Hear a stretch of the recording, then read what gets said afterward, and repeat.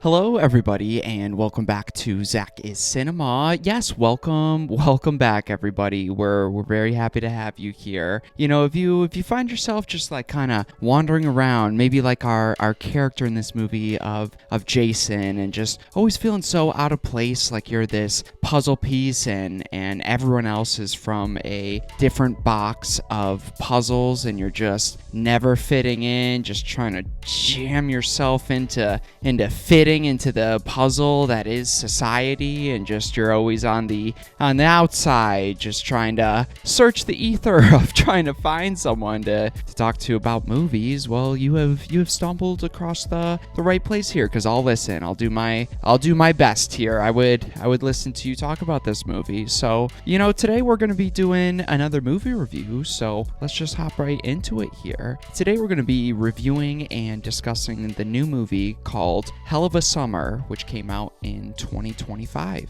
So for directors and writers, we got Finn Wolfhard and Billy Brike. I'm sorry, Mr. Brick. I'm going to go Brike, actually. I'll go with Brike. But starring in this movie, we got Finn Wolfhard, Billy Brike, Abby Quinn, and Fred Hetchinger. So the plot for this movie follows the story of a 24-year-old camp counselor, Jason, as he arrives for a counselor weekend at Camp Pineaway while feeling out of touch with his teenage coworkers. Little does he know a mass killer has murdered his camp owners and is planning to strike again. So as we hop into the review for Hell of a Summer, I really only saw like the trailer maybe once or twice, but it looked like a fun, goofy camp slasher movie, and I feel like we've been getting a lot of slashers here as of recent. However, the slasher resurgence, I feel like, has kind of ignored that slasher camp subgenre of the slasher genre, like the original movies like Friday the 13th, and you got the Sleepaway Camp movies, like stuff like those. Like, we've been seeing a ton of new slasher movies, but not specifically that camp slasher. So I was definitely interested to check it out for that aspect alone. I was definitely interested since Finn Wolfhard was helping with the writing and directing on this, so I thought that was really interesting. And, you know, ZakIsCinema here is always a sucker for slashers, especially self-aware slasher comedies, so I was hoping this would be another one of my go-tos, put on my rewatch list, stuff like that. So I was definitely interested going into this movie, at least. So let's start off with the review section of the movie, starting with the positives, or the things that I really enjoyed about this movie. Is first, I will say, I think I really enjoyed the character of Jason, our main camp counselor, who's way too old to be there. I think he's a very sweet, likable guy with good qualities, and he's such an easy character to get behind and root for in a movie like this. Like, you want to see Jason succeed, gain some confidence, get the girl he's interested in, and live to the end. So he's just an easy character to follow, and I enjoyed him in the main lead of this movie. I thought he was a good fit for the tone and the vibe that this movie was going for. And I will say that I think the premise itself lends itself to what should have been a good slasher movie. We'll get into it here. I think with this movie, you have a counselor who's way too old to be there, feels out of place, and like I said, you don't get many camp slasher movies, so at least that initial setup is interesting. And I feel like I haven't really seen a movie where there's like this specific premise of a camp counselor who's way too old to be there, maybe hasn't like shot off into his life yet, is still trying to reminisce and hold on to his younger years, and this is like one way that he can do it, by staying at this camp, being the counselor that he likes to be at and likes to do. So again, the initial premise, there's some elements there that work really well, and it lends itself to what should be a good slasher, and at least had me like intrigued when I first started watching it here. But unfortunately, a lot of this movie did not work for me. I left super disappointed. Let's jump into my mixed aspect of the movie. I have one thing to note here, which is unfortunately the humor and comedy in this movie is a huge mixed aspect aspect. I would say like 75% of the jokes just fall on their face.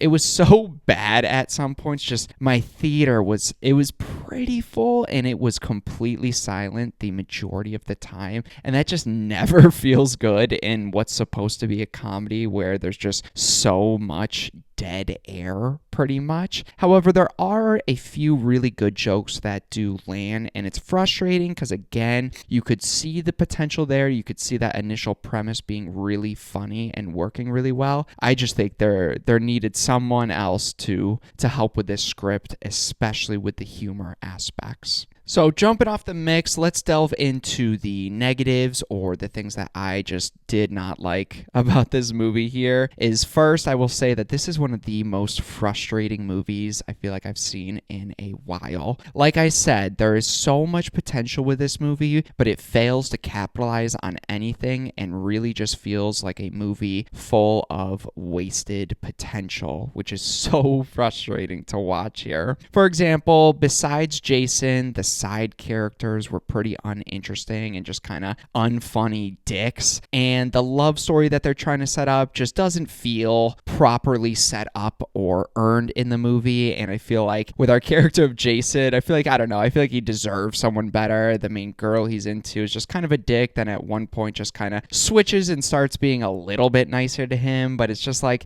again, it's not set up properly here, and you just don't feel anything with those actors or those characters either. And I feel like my biggest negative here that I'm going to be honing in on is the slasher element. This is an R-rated movie that I truly have no idea why they didn't just go for the PG-13 rating. Besides one kill in particular and like one or two aftermath shots, this is one of the tamest R-rated movies I have ever seen in my life. And I really don't say that lightly, because this movie is tame for an R-rated movie and a slasher movie. The kills are so uninteresting. It's nothing new here, nothing you've not seen before and done better before. They're boring, and every single one of them, besides one of them, is a cutaway kill where you just hear screams, maybe see a little blood splatter at the wall, or see a brief little like aftermath of a kill, pretty much. There's little to no tension throughout this movie, which totally kills the pacing. It's a very short movie. I think it's like an hour and like 25 minutes, but it feels like almost 2 hours at some points.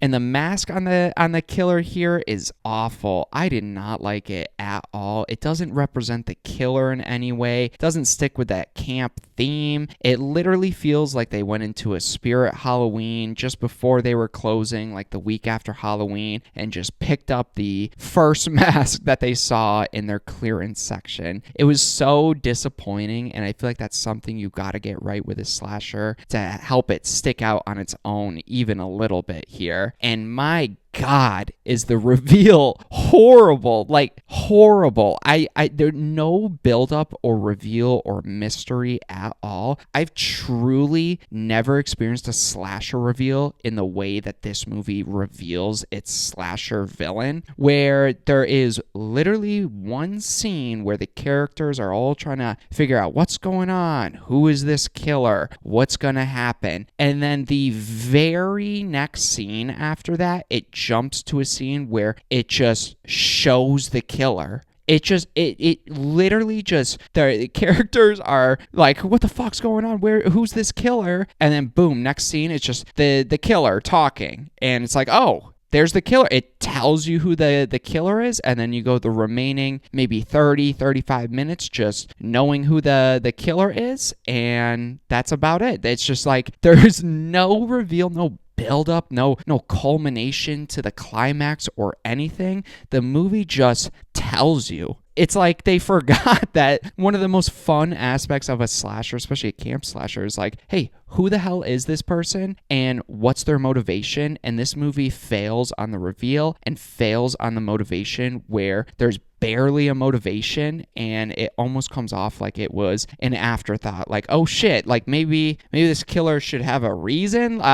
Fuck it. Throw that in. That works for me. We're good. And That's it. It's just like I don't even know how to put it into words. If you've seen the movie, I think you know what I'm talking about here, but truly such a disappointing aspect in that regards. But I will say, overall here, this is such a disappointing and frustrating movie. It's disappointing, especially this year as I'm starting my channel. I feel like I'm never this negative on movies overall. Just we're already in April here, and there really has not been too much good in my opinion here of new releases that just I've been feeling disappointed here recently. I don't know if I'm the only one here, because with this movie, I felt like it had good potential to be a great new slasher, but fumbles everything that it has. It's a slasher with no good kills or tension, and a comedy that just falls on its face the majority of the time. For my rating for this movie is I would never look to own or rent this movie again. However, similar to what I said with Death of a Unicorn, if somebody had it on in the background or was just like casually watching it, I might peer over in between doing a crossword puzzle or something because I'd rather be doing anything else, but I'd look up at the screen